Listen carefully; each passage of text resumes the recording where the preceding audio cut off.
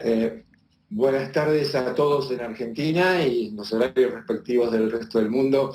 Gracias, Aris, por hacernos participar a José y a mí. Es un honor estar compartiendo esta presentación con Scan Academy y con estos disertantes de primer nivel como Sara Mansur, Simon Meger y tú en la primera parte. Así que sin más, espero ansiosamente escuchar también la presentación y bienvenidos a todos los oyentes de Argentina, de Saúl, de Flaus y de toda nuestra América Latina. José. Bueno, también buenas tardes y buenos días para la costa oeste y para Centro y Norteamérica. Y bueno, también es un honor poder participar de esta actividad.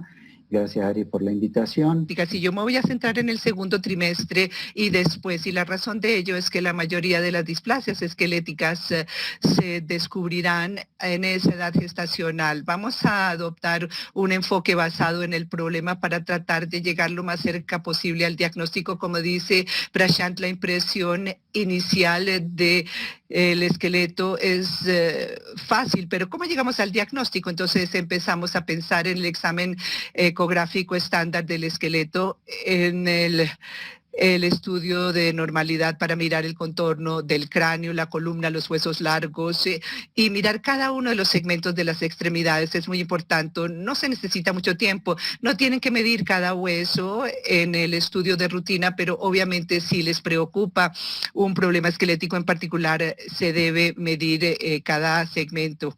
Hay que mirar el tórax, en cuanto a la medición del largo fémur, el húmero, la posición de los pies y los dedos de la mano de ser posible en el estudio de rutina. El examen estándar consiste en visualizar los huesos largos en cada segmento de las 4 extremidades, asegurarse que cuando miren el fémur no solamente miren que sí está presente el fémur, sino mirar los distintos elementos del fémur, incluida la diáfisis, la metáfisis y la epífisis y los centros de osificación distales.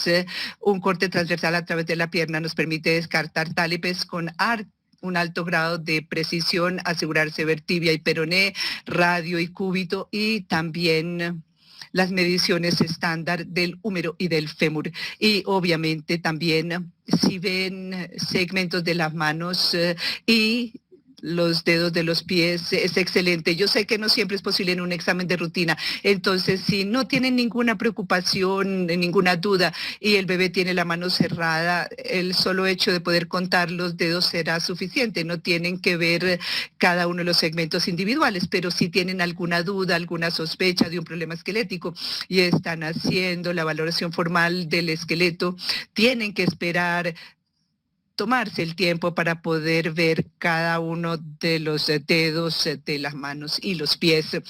La gráfica de la longitud y las distintas medidas, y una de las cosas que pueden hacer es relacionar el largo del fémur con el diámetro biparietal o con el perímetro cefálico para valorar el tamaño relativo de los huesos largos, aunque la mayoría de las veces no es necesario porque tienen las medidas estándar de las distintas variables biométricas. La evaluación del tórax fetal, aquí tenemos imágenes en el plano transverso, en el plano coronal y en la proyección sagital. Y lo que podemos ver aquí es, primero que todo, en esta proyección transversa, de hecho una proyección de las 4 cámaras, pero no tan amplificada como la de las 4 cámaras para poder ver todo el tórax. Vemos que el corazón ocupa 1/3 del tórax en este caso y las costillas rodean muy bien el tórax, como que lo comprimen, y les voy a mostrar unas imágenes de cómo se ve en las distintas displasias esqueléticas. Y en el plano coronal podemos ver un arqueamiento externo de la pared torácica, y en el plano sagital a veces nos preocupa ese plano sagital y puede ser un poco más difícil en la proyección sagital porque a veces se ve como reborde, vemos cómo se proyecta el abdomen, el bebé está respirando, entonces a veces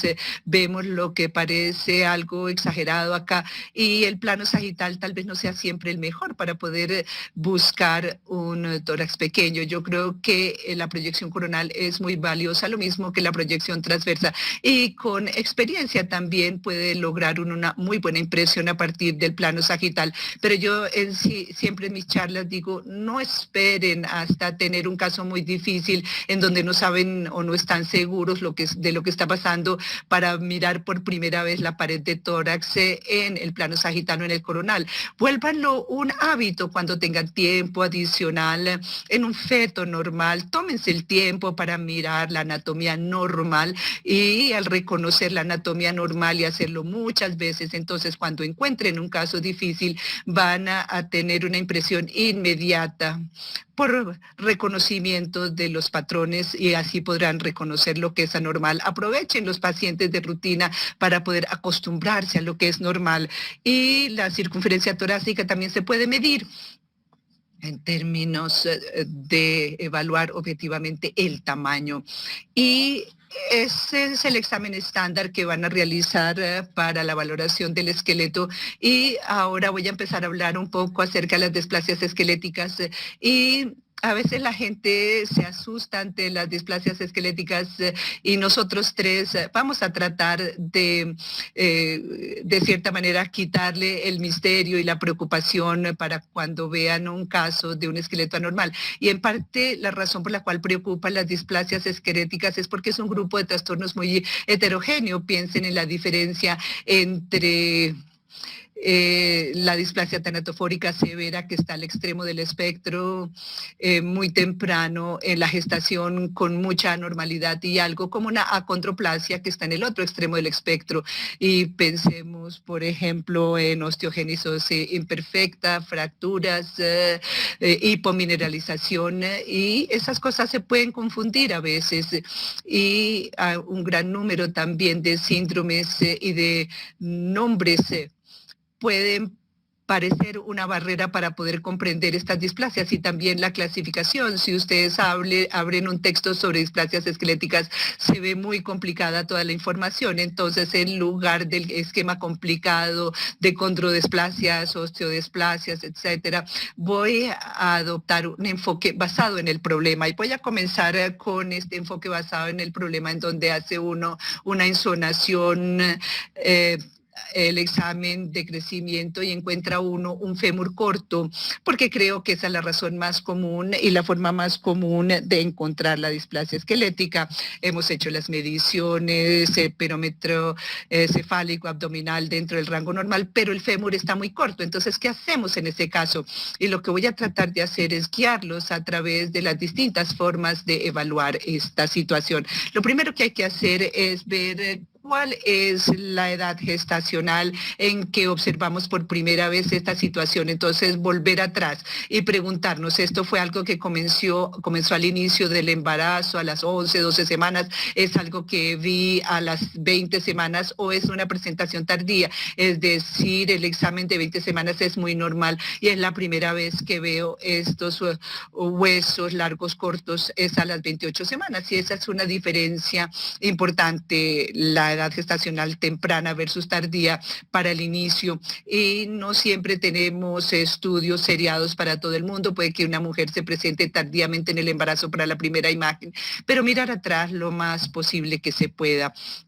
Entonces, comencemos con los casos tempranos, que caen en dos categorías. Una en donde la modelación ósea es bastante normal, y la otra situación en donde no es normal la modelación ósea. Si miramos, por ejemplo, el inicio temprano a las 20 semanas y vemos que los huesos propiamente se ven normales, es decir, con una mineralización normal, son rectos, y si la anomalía es unilateral, solamente en un lado, con un lado contralateral normal, el fémur contralateral normal, y lo que tenemos es un síndrome de hipoplasia focal. Aquí hablamos de hipoplasia femoral focal porque el problema empezó con un fémur corto, pero puede haber hipoplasia focal de otros huesos largos también. Y si es bilateral, y la modelación del hueso es completamente normal. Por favor, piensen en la posibilidad de, si es una anomalía muy leve, apenas limítrofe, o que puede ser constitucional, pero piensen también en la posibilidad de restricción del crecimiento.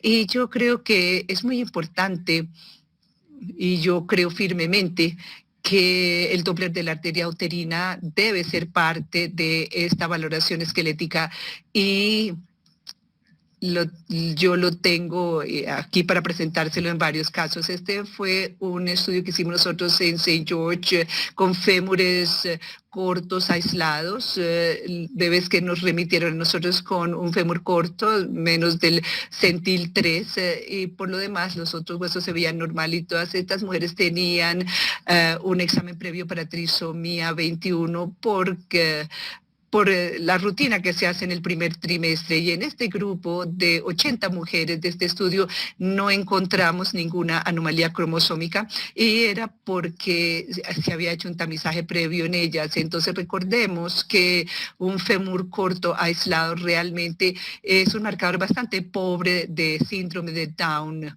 Entonces no es un marcador fuerte, robusto, y si no hay otras características de síndrome de Down, no es un marcador útil este fémur corto. Entonces, en este estudio hicimos seguimiento de estos bebés, y lo que encontramos fue que la mitad de ellos, un poco menos de la mitad de ellos, terminaron con restricción del crecimiento intrauterino, y el fémur corto fue el primer signo en estos bebés de la restricción del crecimiento fetal. Estos son los dos grupos.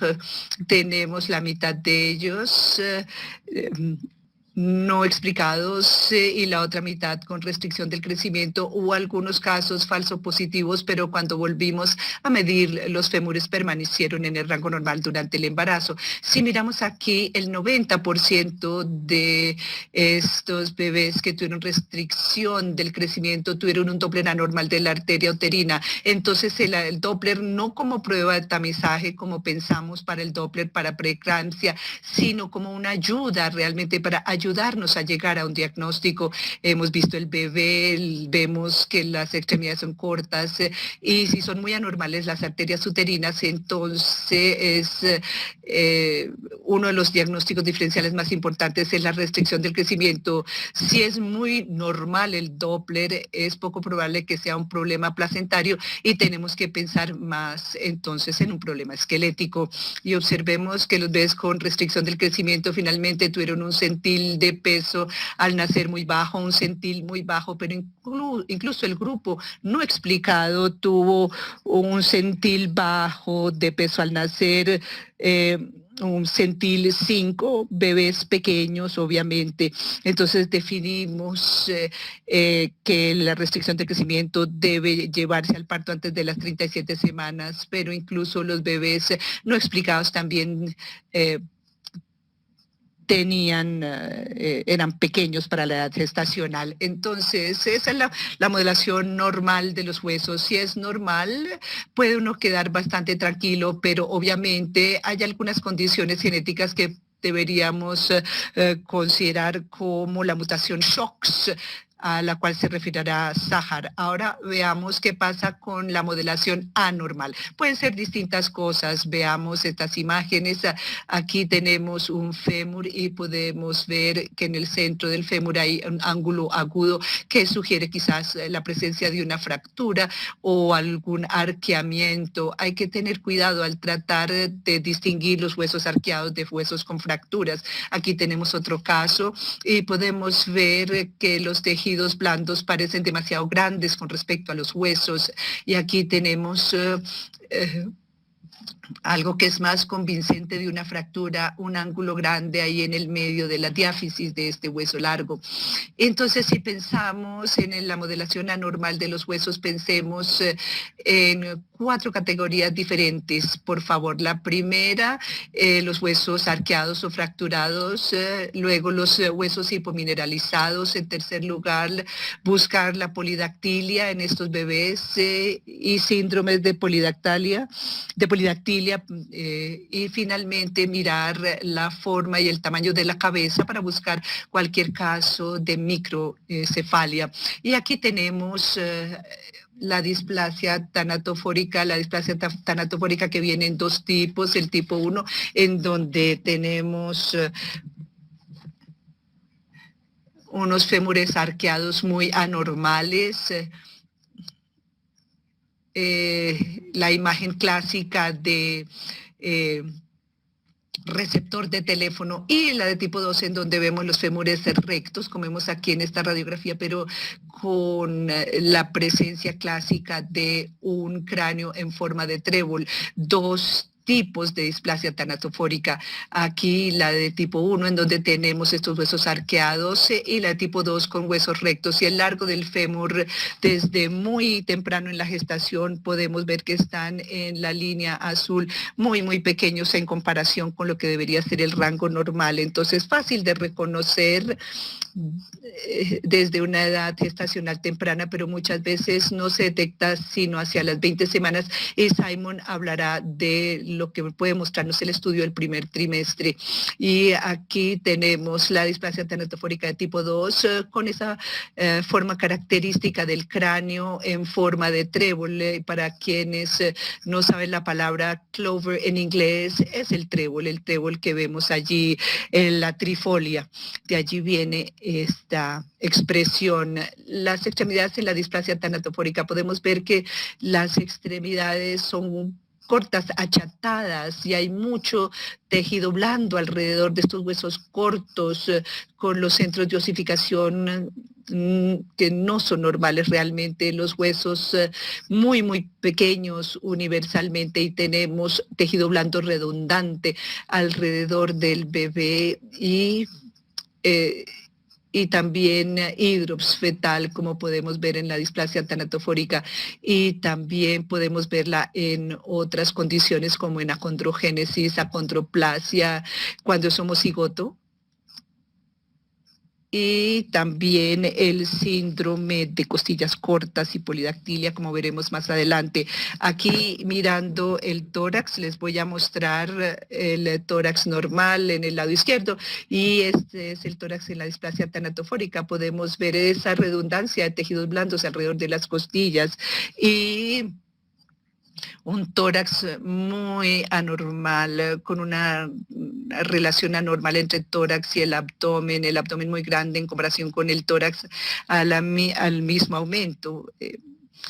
Cuando vemos esa imagen del tórax, las costillas comprimen, sentimos que están comprimiendo el corazón y los pulmones con una relativa cardiomegalia y esa redundancia de tejidos blandos. Y en el plano coronal podemos ver que en lugar de tener esa forma redondeada de las costillas como es de esperarse, ellas aprietan, comprimen, como se describe aquí en esta imagen. Y aquí tenemos el plano parasagital, un poco desviados del plano sagital. Vemos estas costillas normales en el panel de la izquierda. Y aquí el caso tanatofórico con costillas muy cortas. Y se gira el transductor y podemos verlo también en el plano axial. Entonces son muchos los indicios, las pistas de este acortamiento de las costillas, que no solamente es relevante para la displasia tanatofórica, sino también para otras displasias. Y la segunda condición severa de inicio temprano que vemos incluso desde las 11 o 12 semanas es la acondrogénesis. Es un grupo de trastornos graves que afectan el cartílago y el hueso, realmente caracterizado por un cuerpo muy pequeño y extremidades cortas y otras anomalías esqueléticas. Es una condición letal, generalmente antes del nacimiento o muy pronto después del nacimiento. Vemos el hallazgo muy característico de un cráneo muy desmineralizado, prácticamente no hay hueso en ese cráneo, micromelia y huesos largos muy cortos, y característicamente esta desmineralización de la columna, la longitud del fémur, semejante también a la displasia tanatofórica, es muy corta esta longitud y puede ser difícil diferenciar las dos condiciones. Hay algunos hallazgos hallazgos sonográficos que nos pueden dar la pista, y uno de ellos es este hallazgo de la cabeza en el estudio del segundo trimestre de caput membranaceum, en donde el cráneo está hecho de una membrana en lugar de estar hecho de hueso, tronco corto, hipoplasia torácica y el hallazgo muy característico de ausencia de los cuerpos vertebrales. Y les muestro esta fotografía del caput membranaceum, un cráneo muy blando, y lo primero que vemos es las estructuras del cerebro que se ven muy claramente, y es porque no hay no se refleja la señal del ultrasonido. Y hay dos tipos de acondrogénesis como en la displasia tanatofórica, y recuerden, ambas tienen dos tipos. La de tipo 1 en acondrogénesis realmente se caracteriza por la falta de osificación parcial o completa de la calota y la columna, y la otra, la de tipo 2, que tiene un grado más variable de calcificación, y la razón por lo cual esto es importante es porque la de tipo 1 tiende a ser recesiva, mientras que la de tipo 2 es autosómica dominante, como vemos siempre de nuevo en la naturaleza. Y aquí entonces continuamos con más imágenes. No sé qué piensan de esta imagen. Vemos los dos brazos, los dos huesos del antebrazo, y puedo convencerlos de que en ambos hay una angulación extraña y como una interrupción en el centro, y son casos de osteogénesis. Y primero se hace la insonación, ponemos el transductor, y uno se lleva la impresión de que algo no está bien con la formación del cráneo allí, y luego al bajar hacia las extremidades vemos estas extremidades muy cortas.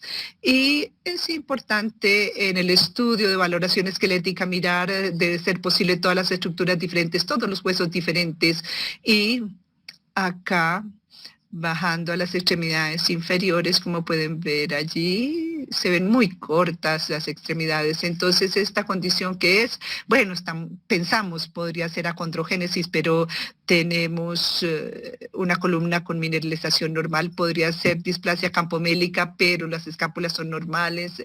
Entonces, las escápulas son normales. Uno de los signos de la campomélica es la ausencia de las escápulas, y puedo decirles que a pesar de que estos huesos se ven muy cortos, incluso parecidos al receptor del teléfono, era una osteogénesis imperfecta de tipo 2, y la severidad de las fracturas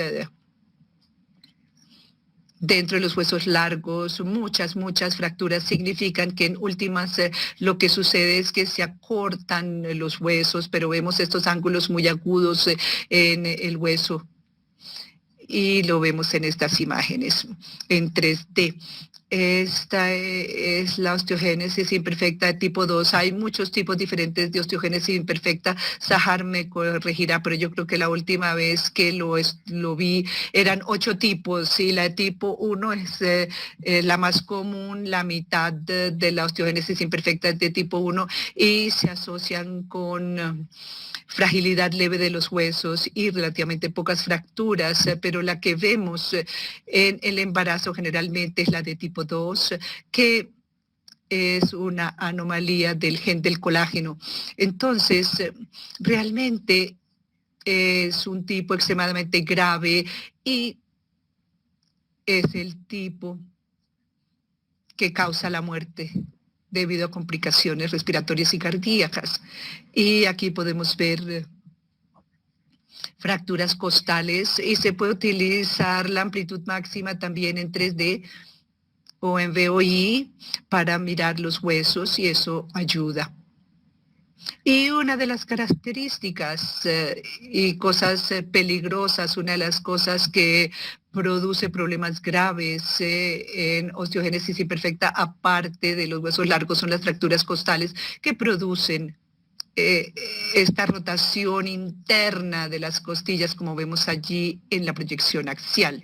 Y aquí tenemos un caso de osteogénesis imperfecta de tipo 3, un fenotipo más leve, arqueamiento de los huesos largos, y puede ser difícil de diferenciar de las fracturas fracturas por arqueamiento, y Sahar puede comentar más adelante también al respecto. A través de los años hemos mejorado quizás en poder diferenciar el arqueamiento de las fracturas, porque si una fractura consolida no vemos ese ángulo agudo y el hueso gradualmente se ve más arqueado. Arqueamiento de los fémures y las tibias también es común en la displasia campomélica. Aquí todos los huesos largos son muy cortos, y aquí es donde yo quiero que miren en la valoración esquelética, buscar las escápulas, familiarizarse con eso. Ustedes pasan por la superficie del bebé con el transductor de ecografía cuando examinen la columna, hacen el barrido en ese plano coronal para buscar las escápulas, y muchas veces los genitales también son anormales en su aspecto, y esa es otra pista para la displasia campomélica que quiero que ustedes miren. Entonces, con eso ya cubrimos esta casilla de lo que son huesos largos, arqueados o fracturados. Así seguimos con los huesos hipomineralizados, la forma letal de hipofosfatasia, que es una condición autosómica recesiva. Realmente hay unos huesos largos hipomineralizados. Esta es una radiografía de un recién nacido, y también pueden tener fracturas, pero en general es una hipomineralización que es tan característica en las imágenes ecográficas, y este es un caso acá. Y a finales del primer trimestre, este era un video pero no corre, lo lamento, pero incluso en esa imagen fija pueden ver que no hay prácticamente calcificación de los huesos en este bebé. Parece como hecho todo de tejido blando. Y voy a pasar ahora a la polidactilia y la importancia de evaluar los dedos, porque cuando tenemos polidactilia tenemos que considerar varias condiciones. Por favor, miren a ver si la polidactilia se ve en el preaxial o postaxial, y aquí tenemos un caso de hipoplasia torácica junto con polidactilia en un síndrome costillas cortas y polidactilia. Aquí tenemos preaxial y postaxial en 3D.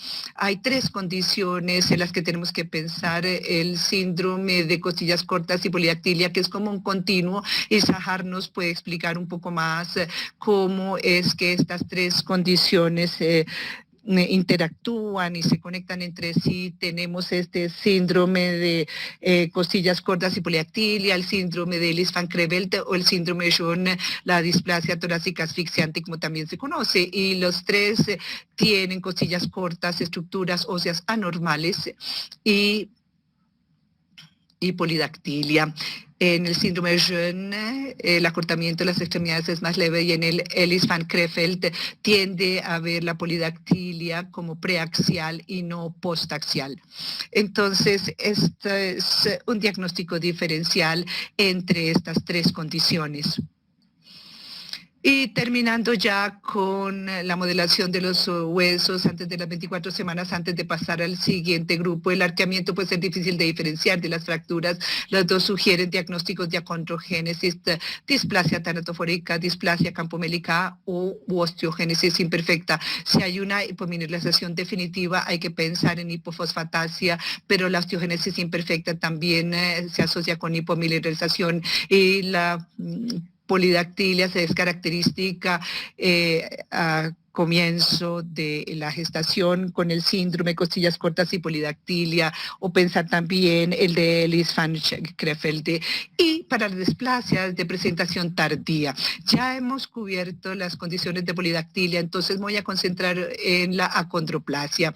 Y nuevamente, por favor, incluyan el Doppler de la arteria uterina en su examen, porque cuando ven huesos largos cortos, incluso hacia las 28 semanas, puede hablarnos de restricción del crecimiento, y si el Doppler es totalmente normal, entonces es poco probable que haya insuficiencia placentaria, y tenemos que pensar entonces en acondroplasia, que obviamente es la displasia esquelética más común. se atrasa el largo del fémur, generalmente no se nota sino a las 24 semanas, y este es el mismo caso a las 19 semanas y a las 32 semanas, y vemos cómo cambió el perfil. Entonces es fácil dejar pasar características de achondroplasia en el examen de las 20 semanas. Estas son las condiciones que solo se van a detectar en el tercer trimestre. A las 20 semanas puede uno ver un acortamiento leve, es decir, los huesos están dentro del rango normal, y en el tercer trimestre ya vemos este acortamiento leve de los fémures con una cabeza relativamente grande. Podemos ver el tipo de nariz en silla de montar y la mano en tridente, que es característica. La relación entre fémur y el pie se debe hacer tempranamente. No es un marcador muy útil, porque hay sobre el APO, si quieren un marcador útil, que describimos en nuestra unidad, y es mirar la parte proximal, la parte de la cadera, el ángulo entre la diáfisis y la metáfisis. En el panel A, allí pueden ver, se angula el transductor para poder mirar la diáfisis y la metáfisis, verlas claramente, y luego uno lo que puede hacer es medir el ángulo entre ellas. Todos los ecógrafos tienen una herramienta sencilla para medir ángulos, y el ángulo normal es de 100 grados normalmente, y aquí podemos ver en los normales 100, 109 grados, en pequeño para la estasis anual, como son normales, de todas maneras tienen un ángulo semejante, y en achondroplasia el ángulo femoral es mucho más pronunciado, como ven allí. Entonces es un marcador bastante sensible para la achondroplasia, pero ahora que tenemos más pruebas del gen FGFR3, tal vez empiece a predominar por encima de los marcadores ecográficos. Ahora la displasia congénita espondiloepificiaria se caracteriza por los huesos largos cortos, y aquí en el tercer trimestre vemos característicamente la micrognatia. Espero haberles dado una reseña de qué hacer cuando ven acortamiento esquelético. Por favor, busquen anomalías asociadas, hagan un estudio esquelético muy cuidadoso mirando todos los huesos, incluyendo dedos de las manos y los pies, escápula, buscar características asociadas como displasia campomélica, anomalía genital. Miren el feto con mucho detalle. Por favor, incluyan el Doppler de la arteria uterina. Si los Doppler están completamente normales, entonces consideren que quizás tengan entre manos una displasia esquelética. Es más probable, aunque todo lo demás se vea normal. En achondroplasia, nuevamente, el Doppler de la arteria uterina es normal. Busquen la desproporción entre la cabeza y el fémur, y miren el ángulo entre la diáfisis y la metáfisis proximal. Las pruebas para achondroplasia es posible ahora con ADN fetal libre. No voy a decir nada más porque yo sé que Sahar va a hablar de este tema. Va a hablarnos de los exomas clínicos y la importancia de no solamente el cariotipo y los cromosomas, sino de hacer un exoma de todo el genoma en estos casos. Y en el acortamiento esquelético, después de las 24 semanas, hablábamos ya de antes de las 24 semanas, en el tercer trimestre, como resumen, se puede ver a achondroplasia. El enanismo clásico puede ser displasia congénita espondiloepificiaria, que no es un diagnóstico que se hace normalmente en la vida prenatal porque son sutiles los marcadores, y la clave, la micrognatia. Ya la polidactilia la mencionábamos, pero sí nos sugiere la distrofia Jeune o Ellis-Van Creveld, caracterizados por un grado de hipoplasia torácica. Yo espero que con este esquema general, en donde juntamos todas las cosas, no van a asustarse la próxima vez que vean una displasia esquelética o vean huesos anormales. Cálmense, tranquilícense, sean sistemáticos, miren los distintos puntos que hemos discutido, y gradualmente se aproximarán más al diagnóstico, que obviamente siempre tienen que recordar será posible para mediante o la verificación será posible con la genética, y allí es donde entra Sahar con su charla. Entonces le pasaré la palabra a Sahar. Y Sahar es una académica destacada con más de 200 publicaciones y también tiene un interés en linfedema, pero eso es para otra ocasión. Sahar, sé que está muy orgullosa del Centro Nacional en St. George que tenemos aquí, que es la Clínica Nacional de Linfedema, a donde llegan personas de todo el Reino Unido. Ya se fundó hace algunos años. Sahar, muchas gracias por estar con nosotros hoy y por hablarnos acerca de los aspectos genéticos de lo que ya hemos empezado a discutir aquí en el programa. Muchísimas gracias. Es un gran placer hablar con ustedes hoy. ¿Ven mis diapositivas? Sí. Bueno, me escuchan bien. Hay más de 460 tipos de displasias esqueléticas, pero una proporción pequeña se presenta prenatalmente y no hay que hablar de todas. Y es un grupo muy bien caracterizado. La causa genética se conoce en más del 80% de estos casos. Es un grupo relativamente fácil de poder diagnosticar prenatalmente, pero de manera subsiguiente, y puede ser heredado en muchos mecanismos de un solo gen dominante y a veces ligado al cromosoma X, pero llévense el mensaje de que muy rara vez es ligado al cromosoma X, así que es de muy poco valor hacer este examen cuando se piensa que hay un bebé con displasia esquelética. El análisis detallado de cromosomas es muy rara vez útil.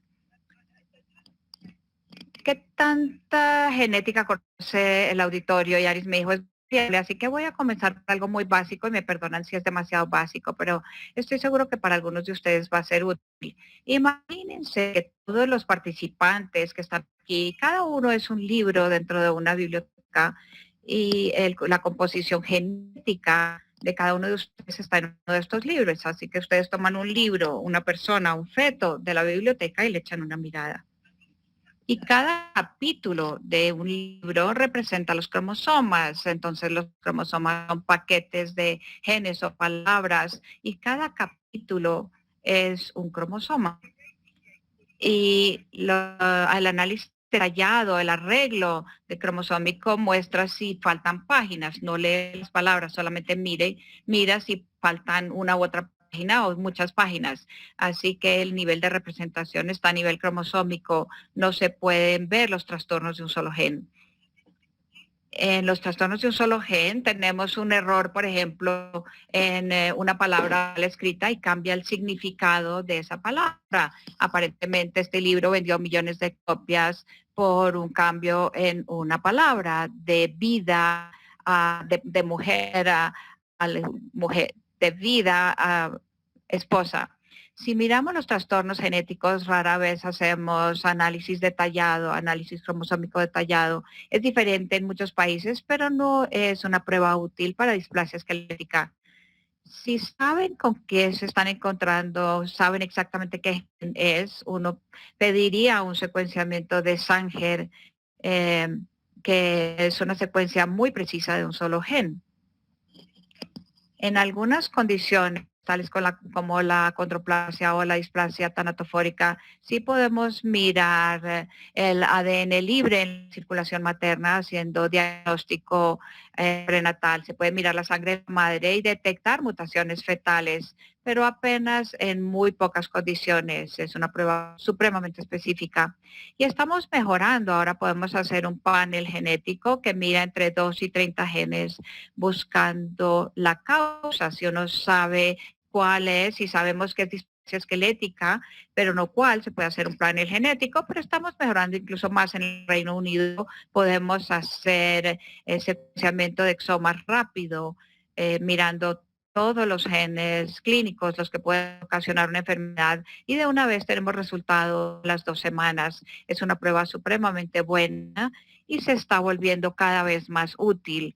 Así que este es el secuenciamiento de exomas y en el próximo año vamos a tener el secuenciamiento genómico completo, que va a mirar todo el ADN. Como se pueden imaginar, las exomas, que son los genes de codificación, dan solamente un 2% del ADN. Entonces, si pueden imaginarse cuántos datos vamos a obtener en el secuenciamiento genómico completo, van a ver que cada vez es más difícil poder interpretar toda esta información. Así que se enfocan, si uno dice que este feto tiene displasia esquelética letal o tiene displasia esquelética, se pueden enfocar en los genes específicos asociados con ese fenotipo, esa presentación. Y tenemos estas apps de paneles para este secuenciamiento, viendo que, por ejemplo, hay 584 genes que pueden ocasionar problemas óseos. No necesitamos ver todo el ADN. El problema con los exomas o con el secuenciamiento de exomas o de genoma, ambos son problemáticos, pero el secuenciamiento de genoma es más importante. Todos somos seres humanos, tenemos variaciones, varianzas que son únicas, somos especiales. Hay muchas variantes que nunca se han visto antes, pero no estamos seguros que ocasionen esta condición. Entre más genes miramos, más variantes de significancia incierta vamos a encontrar. Y este se ha vuelto mi trabajo de tiempo completo, buscando esto que llamamos los buses, variantes de significancia incierta, para ver si la variante que encontramos es la causa del problema, bien sea patogénico o benigno, y a veces es simplemente incierto. Así que es crítico, absolutamente crítico, tener la mayor cantidad de información posible acerca del feto. Podría ser no durante el embarazo, podría ser post-mortem o cuando nace el bebé, pero es supremamente importante mirar radiografías en particular y mirar los resultados genéticos para ver si concuerdan y no ocasionar errores. Y pasando a las displasias esqueléticas, hablamos ya de pruebas esqueléticas, pero las displasias esqueléticas están cómo pensar en cómo hacer un diagnóstico en cuanto a trastornos letales, los que pueden parecer fracturas, y cómo descubrió la presentación no letal de los huesos largos, cortos. Voy a hablar de los problemas y resaltar cuáles pruebas genéticas son las mejores en cada escenario.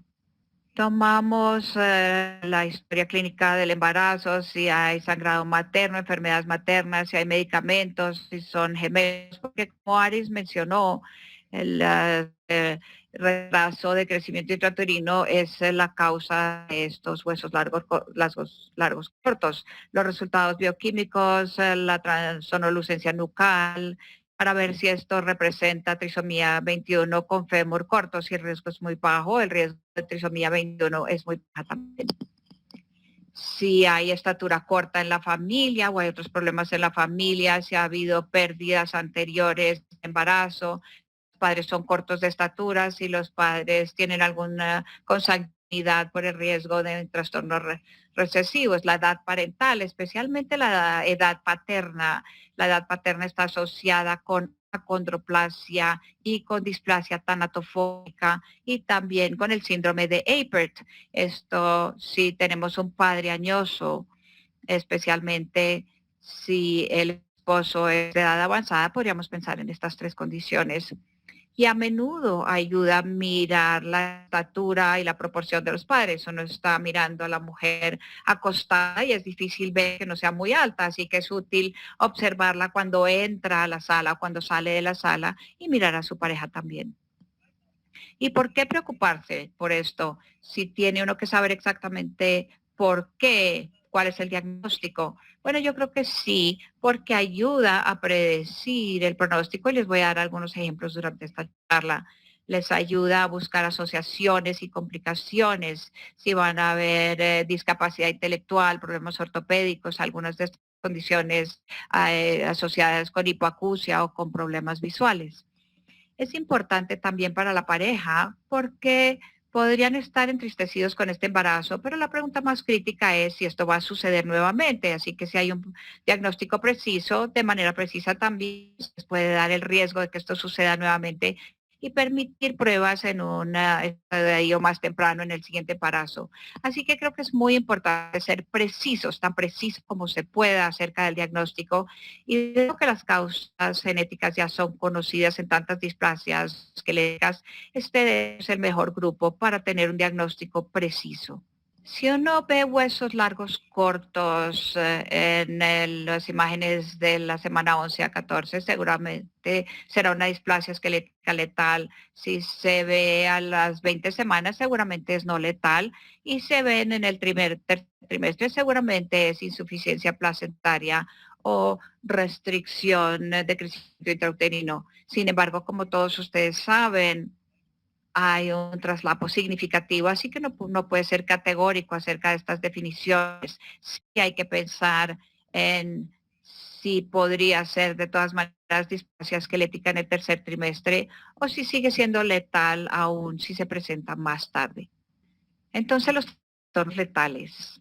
Aris bellamente delineó los hallazgos con los trastornos letales. Pueden aquí ver que el crecimiento se sale desde la gestación muy temprana y en este feto, como él describió, como estos fémures arqueados muy cortos en forma de auricular de teléfono, receptor de teléfono, unos dedos con braquidactilia y un perfil de cara aplanado. Así que no es muy difícil que esto sugiera. Y también la distrofia torácica, este pecho tan pequeño que muestra que seguramente es una displasia letal. Así que no es difícil ver que ese caso era tanatofórico tipo 1. Y como Ari señaló, también tenemos la tanatofórica tipo 2, donde hay micromelia severa, huesos largos muy cortos, pero los fémures están rectos. Podría uno no pensar en tanatofórico, pero si vemos este cráneo en forma de trébol, habría que pensar en displasia tanatofórica tipo 2. Lo que Aris no les dijo, y me sorprende, es que tanatofórico significa amante de la muerte, así que esta es una displasia verdaderamente letal y una condición supremamente severa. Este es un bebé pues post-mortem con displasia tanatofórica y pueden ver lo que describió Aris como tejido excesivo porque el tejido es normal pero los huesos son muy cortos. Pueden ver el puente nasal aplanado, la macrocefalia, la micromelia y muchas veces estos bebés tienen hidrops y muestran costillas muy cortas, cuerpos vertebrales muy delgados, micromelia con los húmeros arqueados y los fémures en forma de receptor de teléfono y estos espolones en la pelvis. No es un diagnóstico difícil cuando uno tiene una radiografía como esta. Sé que algunas de estas mujeres van a decidir en una terminación quirúrgica, así que hay que hacerlo sobre base genética, pero si tienen una terminación médica o si el bebé nace y eventualmente fallece, lo más crítico es tener estas radiografías para poder hacer este diagnóstico relativamente sencillo. La displasia tanatofórica se debe siempre a una nueva mutación y ya es letal, nunca es heredada, es una nueva mutación en el FGFR3. Sé que muchos de ustedes han escuchado de este gen que se asocia con la edad paterna aumentada. Y este es un gen muy interesante, como muchos de los genes ocasiona una variedad de problemas con diferente severidad. Algunas de las mutaciones ocasionan displasia tanatofórica o una displasia esquelética letal. Tenemos un punto caliente aquí en el dominio de la transmembrana, dos mutaciones que dan el 98% de la condroplasia.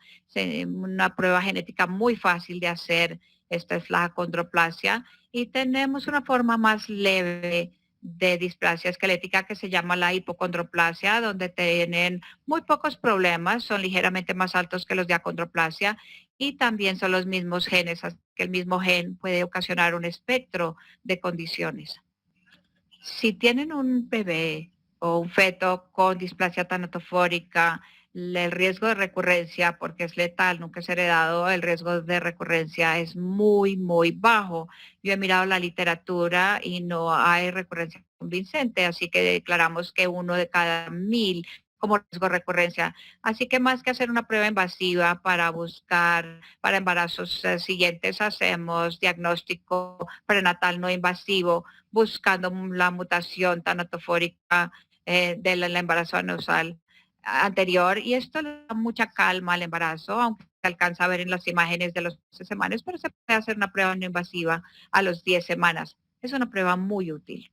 Así que hay algunos mensajes de esta charla, y uno de estos es que si ven una displasia esquelética letal, realmente solo hay que pensar en 3 condiciones principales, que son una tercera parte de todos estos casos. Si adivinaron uno de estos, habría una posibilidad razonable de estar correctos. Las displasias esqueléticas más comunes son la displasia tanatofóbica, la osteogénesis imperfecta tipo 2, que Aris cubrió, y la acondrogénesis tipo 2. Hay muchísimas otras, pero estas son las principales 3. La acondrogénesis tipo 2, como dijo Aris, la clave es este cráneo muy suave y también la columna no osificada, y pueden tener una mandíbula pequeña y pueden estar hidrópicos también.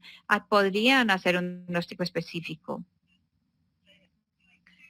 El tipo 2 se debe a mutaciones dominantes nuevas en el colágeno 2, así que el riesgo de recurrencia es verdaderamente bajo, pero hay que tener cuidado porque en el tipo 1A y 1B es recesivo, así que el riesgo de recurrencia es 1 de cada 4, y es difícil diagnosticar o identificar esto durante el embarazo. El tipo 1B puede confundirse con osteogénesis imperfecta tipo 2 porque se pueden ver fracturas.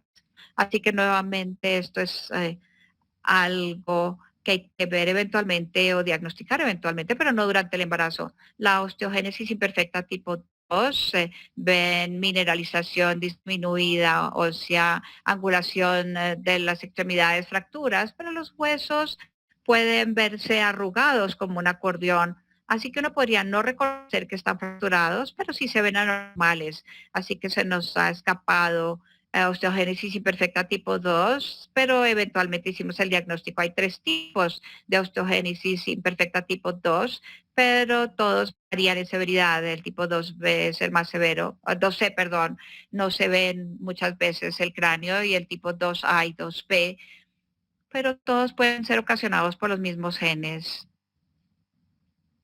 Así que no es esencial distinguir uno del otro en estos 3. Si tenemos un feto que parece que tiene una displasia esquelética letal porque el pecho es pequeño, los huesos largos son muy cortos. Hay un artículo bellísimo de hace muchos años que muestra que hay 90% de posibilidad de atinar, así que somos muy buenos en detectar si la condición es letal o no letal. Pero si estamos hablando de un diagnóstico específico de exactamente qué se trata, no somos tan buenos al hacerlo prenatalmente. La precisión es solamente del 50%, y sí es importante porque algunos de estos son recesivos y algunos son dominantes nuevos y muy probablemente van a suceder nuevamente, así que es información supremamente útil. Son muy buenos para identificar la letalidad, pero no tan buenos en poder decir qué son. Los errores comunes, la única condición que hemos visto 2 o 3 veces y que se llama una displasia esquelética letal por la distrofia torácica, por las costillas tan cortas, es esta condición. Unos huesos largos muy cortos, costillas muy cortas, y esta bebé tenía una comunicación auriculoventricular. Si ven cuidadosamente, estos bebés también podrían tener polidactilia. Así que a menudo se equivocan por polidactilia con costillas cortas, pero esta es una condición no letal que se llama síndrome Ellis-Van Creveld, es una condición recesiva. Hay polidactilia, hay uñas displásicas, hay dientes neonatales, hay frénulos múltiples. Esto no se alcanza a ver, a menudo hay labio hendido y tienen un pecho corto y huesos largos cortos. Es una condición no letal y tienen inteligencia normal, pero a menudo son muy cortos y tienen problemas ortopédicos. Es benigna, pero no es, y no es letal, y se aparece como una displasia esquelética letal y hay que tener cuidado. La polidactilia es un buen tip para el diagnóstico. Puede ocurrir en el síndrome de polidactilia con costillas cortas. Todas son recesivas, todas son legales, pero el diagnóstico diferencial es el Van Crevel que acabo de describir y la distrofia torácica asfixiante Jones. Algunos fallecen en el periodo natal, pero algunos de estos sobreviven, así que hay que tener cuidado. Estas dos condiciones, Ellis Van Crevel lesions, pueden aparecer como una displasia esquelética letal. Así que en resumen de las displasias esqueléticas letales, hay una alta posibilidad de tenerlo bien, pero hay que mirar Ellis Van Crevel lesions.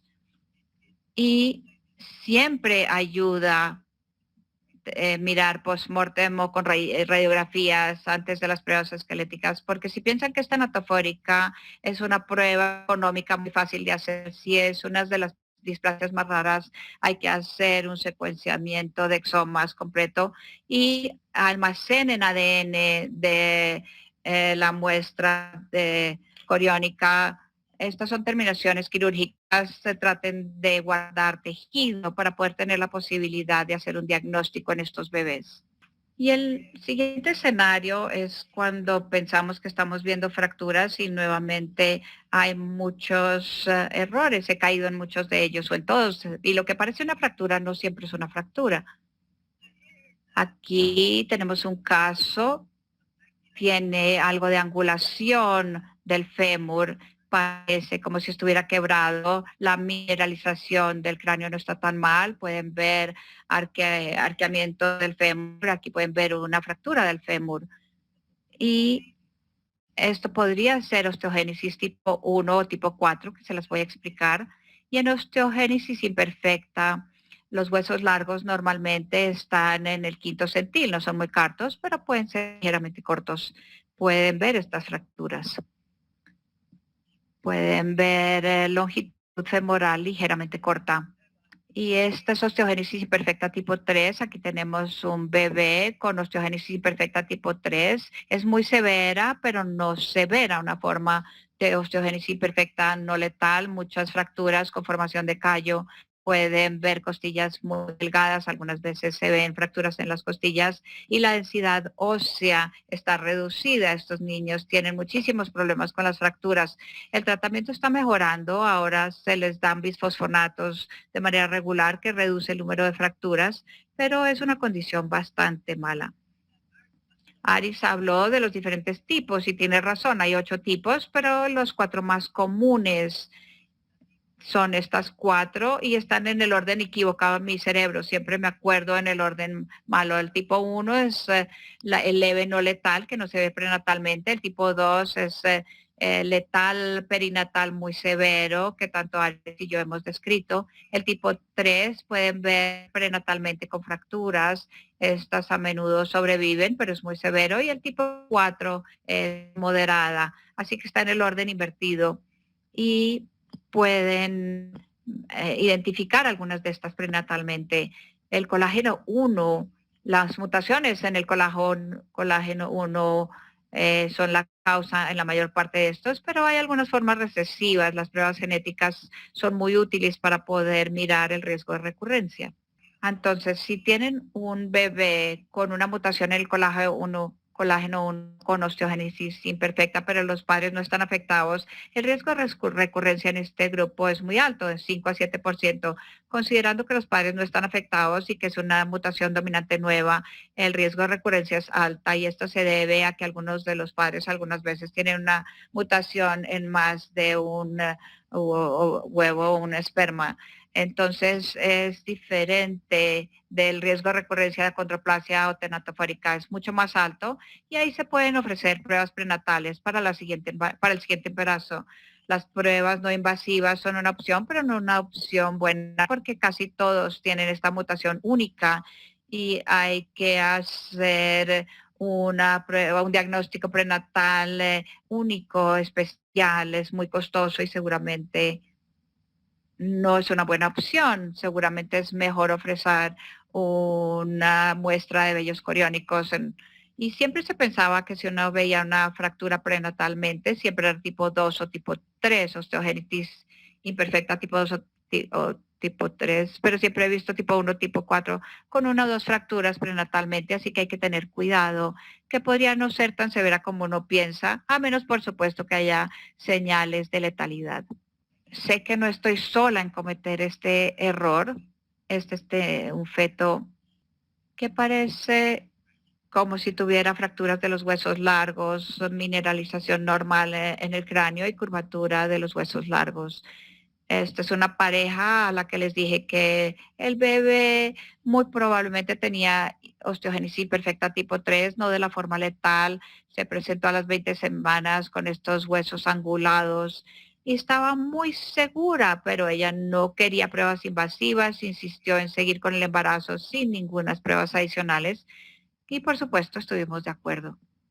Nació y no tuvo ningún problema, nunca tuvo más fracturas.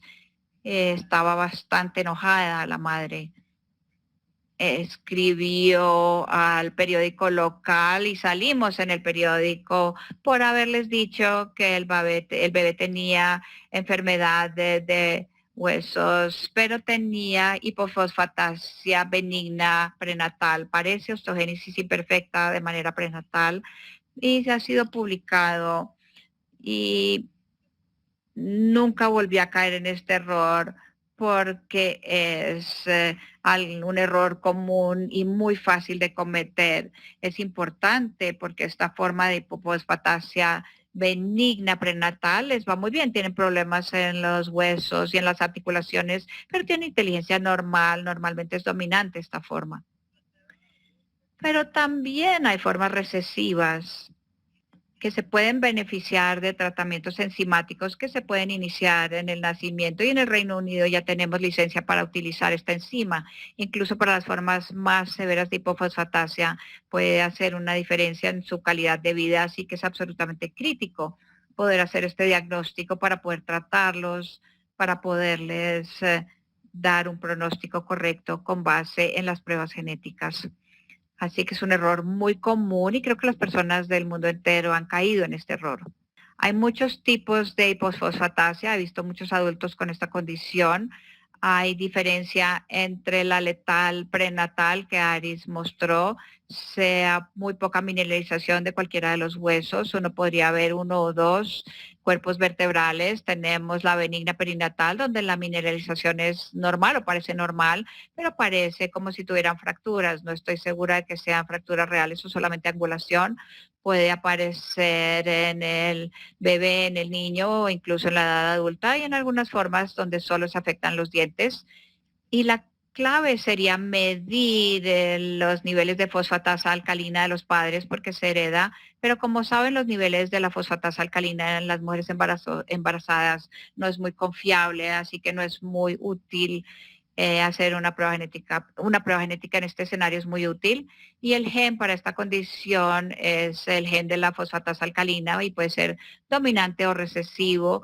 Hay formas más severas de la recesiva y las formas más leves son dominantes. Y la benigna perinatal también puede ser dominante o recesiva. Aquí tenemos otro fémur angulado, solo que son 2 fémures bilaterales afectados. Pensé que era OI tipo 3, le dijimos a los padres, siguieron con el embarazo, se preocuparon de que el bebé iba a tener una vida entera de fracturas, pero de hecho este es una hipoplasia femoral y el bebé de hecho tuvo un síndrome de fascies femoral o hipoplasia con fascies poco usual, tiene un paladar hendido, pero es más difícil de ver y solo afecta a los fémures. Las extremidades bajas son muy cortas, pero las extremidades y el tronco superior son normales y la genética para esta condición no se conoce. Hay una asociación con la diabetes materna y lo he visto también con la diabetes gestacional también. Y aquí tenemos un bebé con una angulación de la tibia, con un peroné corto. Parece una fractura, pero de hecho esto representa un bebé con displasia campomélica. Hay que mirar la genitalia los hombres tienen el sexo reversado, genitalia ambigua, y a veces le pido que miren las escápulas porque a veces son o muy pequeñas o están ausentes y se ha vuelto muy bueno para mirar las escápulas y esa es una muy buena clave y la prueba genética ayuda también. Entonces pienso que para una condición no letal donde parece que tiene fracturas, creo que el exoma fetal es la forma de hacerlo hacia adelante, está disponible para algunos de nosotros. Entonces, en la forma letal hemos descrito la osteogénesis imperfecta que tiene muchas fracturas, un cráneo pobremente mineralizado, pero se ven los huesos. En la hipofosfatasia letal podrían verse no muchos huesos, podría haber huesos que parecen ausentes, son muy delgados, no son cortos y arrugados como la osteogénesis imperfecta tipo 2, son formas letales. En las formas no letales, si miramos esta lista, la lista es idéntica, realmente es muy difícil poder identificar si el bebé tiene osteogénesis imperfecta tipo 3 o hipofosfatasia, a menos que haya historia familiar de uno de los dos. Con las imágenes solas no se puede identificar. Entonces, no todos los huesos largos angulados son fracturas. La hipofosfatasia puede asemejar la osteogénesis imperfecta tipo 3, el manejo del tratamiento es diferente y la herencia es diferente. Y este es el grupo ideal para hacer un exoma o un panel para informar acerca del manejo de estos casos. Y finalmente voy a hablar acerca de la displasia esquelética no letal. Estas normalmente no se diagnostican durante el primer trimestre, usualmente en el segundo o tercer trimestre y se presentan, como dijo Aris, con huesos largos cortos. El diagnóstico más común o los diagnósticos más comunes son acondroplasia, hipocondroplasia, que normalmente se presenta prenatalmente, pero no a menudo. La deficiencia SHOX, que nos interesa muchísimo y voy a mencionarla, la displasia congénita espondiloepifisial y normalmente la restricción de crecimiento intrauterino. Entonces hay que mirar el Doppler de los bebés y la circunferencia abdominal para mirar la restricción de crecimiento intrauterino. Este es un bebé que muestra que se aleja la longitud femoral a las 24 semanas y una cabeza relativamente grande, macrocefalia. Aquí pueden ver el puente nasal deprimido, la nariz sencilla de montar, la prominencia frontal. Y estas son las manos en tridente. Hay una brecha, un espacio entre el segundo y el tercer dedo y los dedos son ligeramente cortos. Así que esto representa la acondroplasia. Esta prueba que se ha desarrollado, bueno, se desarrolló ya en una serie de partes, pero se publicó en nuestro grupo en St. George con la ampliación de este ángulo entre la epífisis y la metáfisis.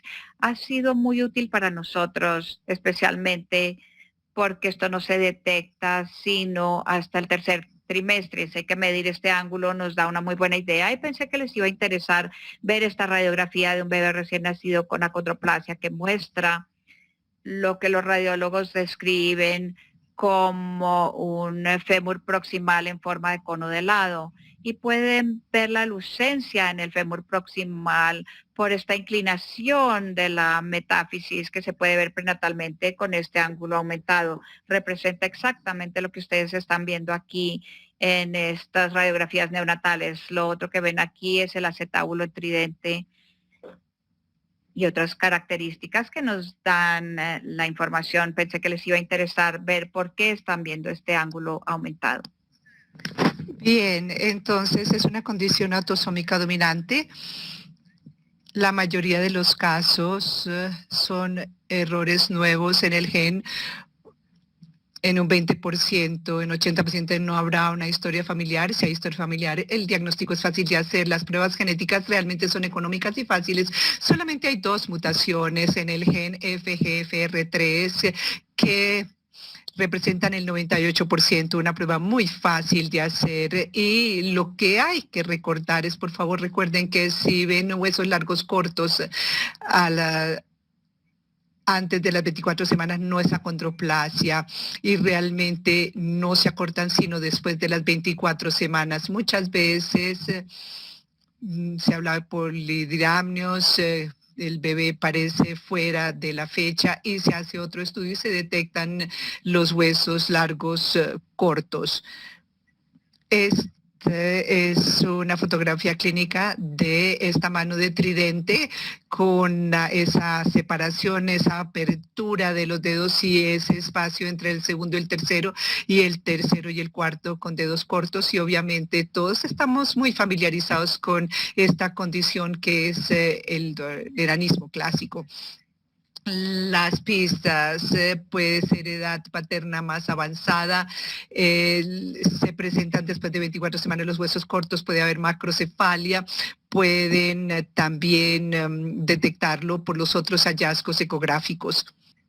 Y este es un caso que tuvimos recientemente que presentó con fémures cortos en el tercer trimestre con una cabeza relativamente grande. Podemos ver que el ángulo femoral es normal y sí hice un exoma fetal rápido. Me preocupa la discrepancia entre el perímetro cefálico y los fémures cortos, y este es un bebé con hipocondroplasia.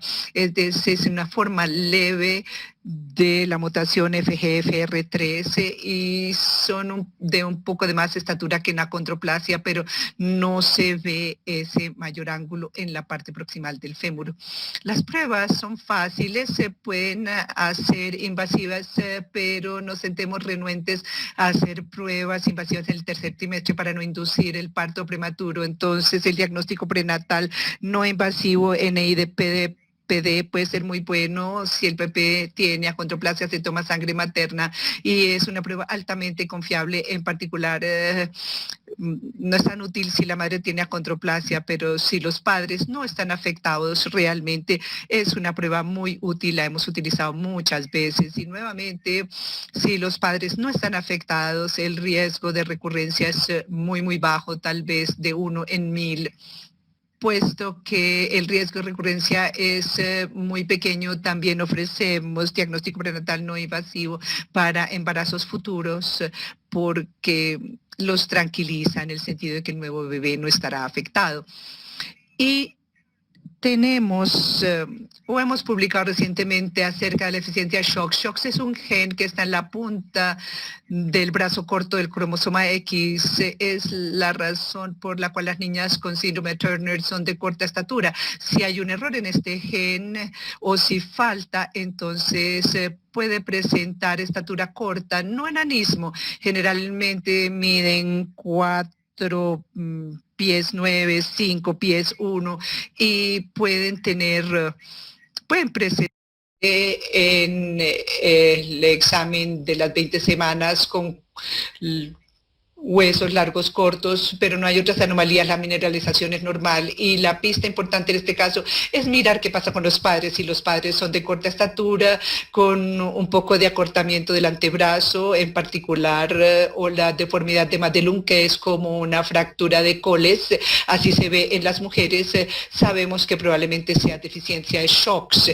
Y aquí fue lo que publicamos hace un par de años, 6 familias con deficiencia del gen SHOX. Podemos ver aquí el caballero con estatura corta y tiene acortamiento rizomélico. Aquí tenemos a la madre con extremidades relativamente cortas, mesomélicas, es decir, el antebrazo con una deformidad de Madelung, y en todos estos casos se presentaron con fémures ligeramente cortos en las 20 semanas. Es una condición benigna, es estatura corta, no tiene ningún otro problema y el tratamiento es con hormona de crecimiento. Si se hace el diagnóstico, si los padres lo desean, se puede ofrecer entonces hormona de crecimiento para mejorar la estatura definitiva.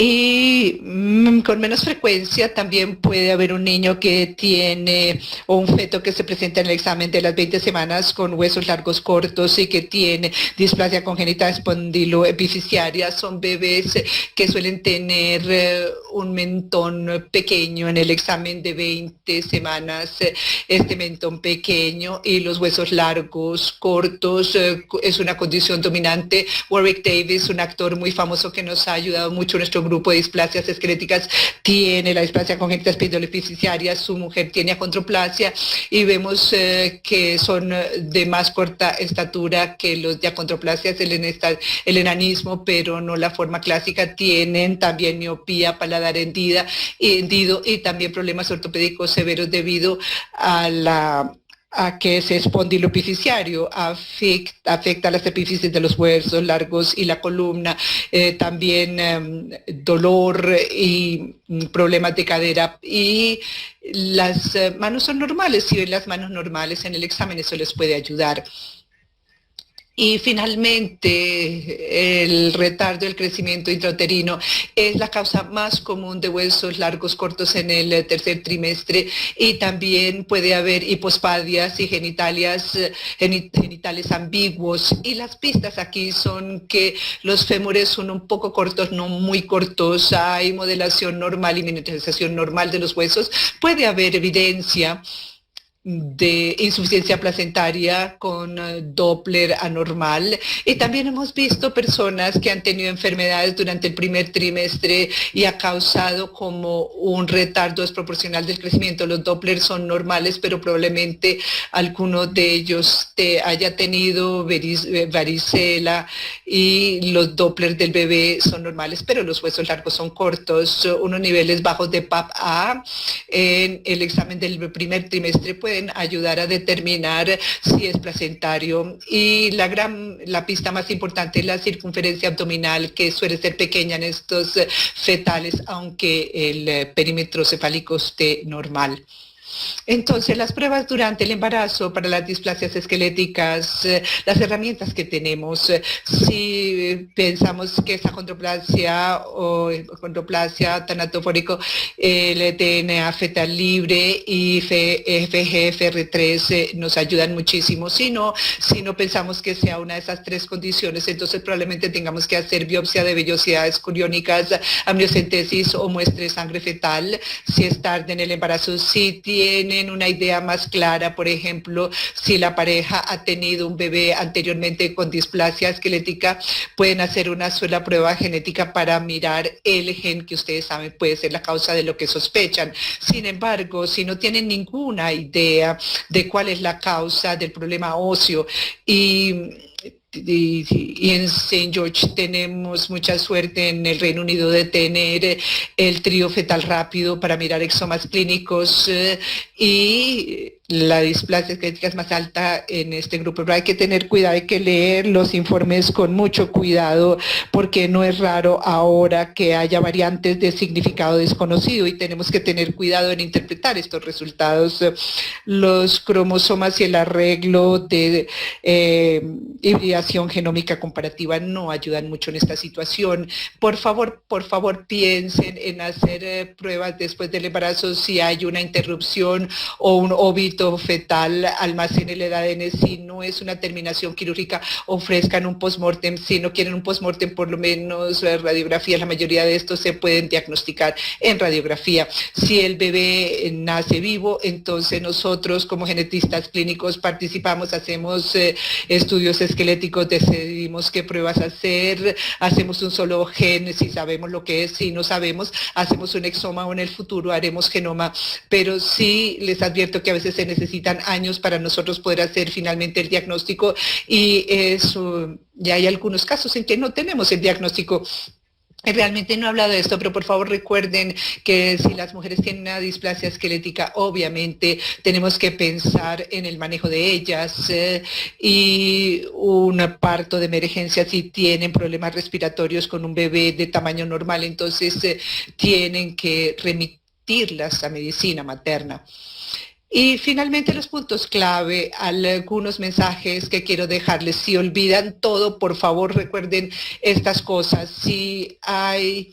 Por favor, traten de dilucidar si el bebé tiene una condición letal o es una displasia esquelética no letal, porque eso le ayudará a la pareja a tomar una decisión. Y la displasia tanatofórica, la acondrogénesis y la osteogénesis imperfecta de tipo 2 son las más comunes. Y recuerden que no todas las fracturas no todos los huesos que parecen fracturados son fracturas, entonces piensen en los diagnósticos diferencial, y los exomas son útiles en la situación, en los casos no letales de displasia esquelética, y no todos los huesos largos cortos son displasias esqueléticas. El retardo del crecimiento intrauterino se puede presentar con huesos largos desproporcionadamente cortos en el tercer trimestre. Traten de almacenar ADN del bebé, ya sea de las vellosidades coriónicas o de tejido de la interrupción del embarazo o del óbito fetal, porque realmente ayuda mucho a la pareja tener precisión acerca del diagnóstico. Y por favor, tengan cuidado cuando lean los informes de los exomas y de los genomas en algunos países debido al riesgo de estas variantes de significado desconocido o VUU, que es fácil pensar que pueden ser la causa, pero tengan cuidado al ver estos informes, y los arreglos de hibridación genómica comparativa no son útiles. Hay algunas referencias útiles que pueden leer. Hay una nosología, no tengo la fecha aquí, pero es una actualización de 2018, una nosología sobre las causas genéticas de base en estas condiciones. Y quiero agradecerles muchísimo por escucharme. Esta es una imagen que nos muestra que este feto no quiere que sepamos qué es lo que tiene y cuál es su diagnóstico. Esto es muy apropiado con respecto a este grupo de condiciones. Muchas gracias. Entonces yo voy a hablarles acerca de algo ligeramente diferente en el primer trimestre, y hay algunos aspectos del tamizaje del primer trimestre y del diagnóstico que son ligeramente diferentes al tercer trimestre y al diagnóstico y el tamizaje postnatal. Mi charla está dividida en las siguientes secciones: una introducción, las tasas de detección global versus focal, y voy a mirar la parte focal porque esa es la fortaleza del primer trimestre, y en la parte focal vamos a mirar las anomalías digitales, los defectos de reducción de extremidades, pie equinovaro, síndromes de aquinesia fetal, anomalías de la columna y otras. Entonces, si miramos desde la perspectiva del primer trimestre, creo que una de las primeras cosas que mencionó Sahar en su frase de apertura en las displasias esqueléticas es porque hay tantas, y muchas de estas se presentan antenatalmente, la mayor parte, de hecho, se presenta postnatalmente. Y ese es uno de los primeros puntos. No tenemos que tener la expectativa de poder identificar estas displasias, y sabemos que muchas se manifiestan en el tercer trimestre, pero algunas se manifiestan después de los primeros años de vida. Entre más vayamos hacia atrás en el embarazo, más difíciles son de identificar, y de alguna manera en el primer trimestre luchamos con estas displasias esqueléticas que Sahar y Aris cubrieron de manera tan elocuente. Donde tenemos fortaleza es más en la letal, en algún grupo pequeño de letales, pero más en las focales, porque la proporción de líquido a extremidades es mucho más que en el segundo y tercer trimestre, más en poder identificar estas anomalías focales, y tenemos unas tasas de detección que han mejorado. El otro punto de vista, la perspectiva del primer trimestre, es que recuerden que para muchas de estas anomalías, muchos mortinatos o mueren dentro del primer año de vida, aquellas que se presentan con acortamiento severo de los huesos largos, edema fetal, y nunca llegan a ver a Sahar, y muchos de estos son aneuploidías.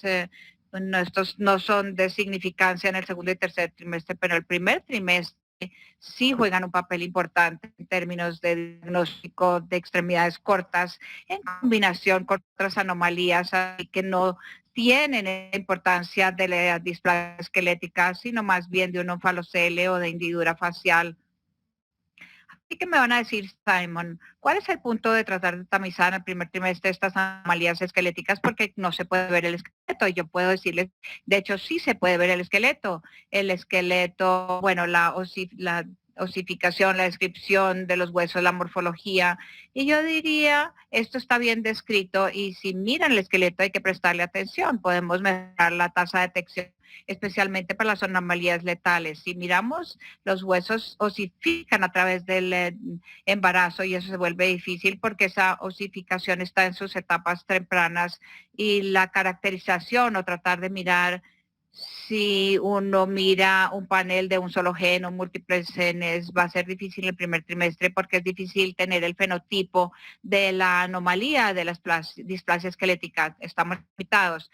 También hay cuadros para las clavículas, las mandíbulas, el diámetro orbital, también el tamaño de los riñones, y estos todos aparecen en las 12 o 13 semanas de gestación. Así que si hay sospecha, uno puede llegar a un punto para tratar de mirar el fenotipo del feto, especialmente si uno está pensando en hacer un panel esquelético después de una biopsia coriónica.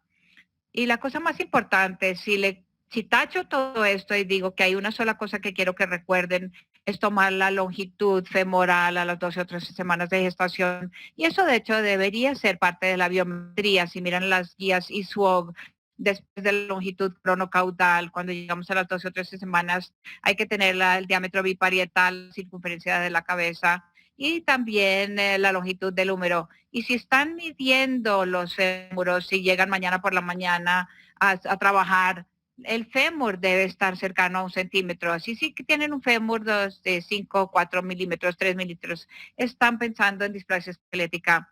Si han tenido experiencia en primer trimestre, no es realmente la medida lo que atrae la atención, sino esas extremidades regordetas, el hueso se ve corto en comparación del tamaño de la extremidad. Voy a mostrarles ejemplos de esto. Desde el punto de vista, no voy a mirar las pruebas genéticas porque ya se cubrieron, pero aquí tenemos los 4 grupos. Y yo quiero añadir para nosotros, alguien me habló de las vellosidades coriónicas, pero tenemos las pruebas no invasivas. Sabemos que sí hay enfermedad esquelética. En términos de la literatura publicada, decimos, bueno, ¿qué hay ahí en términos de tamizaje y diagnóstico de anomalías esqueléticas el primer trimestre? La displasia tanatofórica sobresale porque es una de las más letales, y mirando esas, la tasa del diámetro biparietal a la longitud del fémur va a ayudar. Y sé que lo hace, pero para la mayor parte de estas uno mira los huesos largos, ni siquiera hay que medirlos, uno puede ver que hay micromelia severa, pero si quieren tener una medida específica, esta es una medida buena, mirar la tasa entre el diámetro biparietal y la longitud del fémur. En muchas de estas displasias, muchas han aparecido en la literatura. Lo que es importante cuando miramos el primer trimestre, cuando hablamos de identificar la mitad o más de la población de Singelaki, hablamos de detectar defectos abdominales, cardíacos, pero lo que sigue después son los esqueléticos.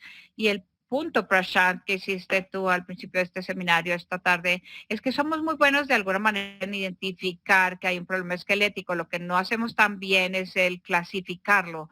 Y cuando uno ve un feto con una sonolucencia nucal aumentada, que tiene cromosoma normal, que no tiene una anomalía cardíaca, el siguiente sistema que pienso es el esqueleto.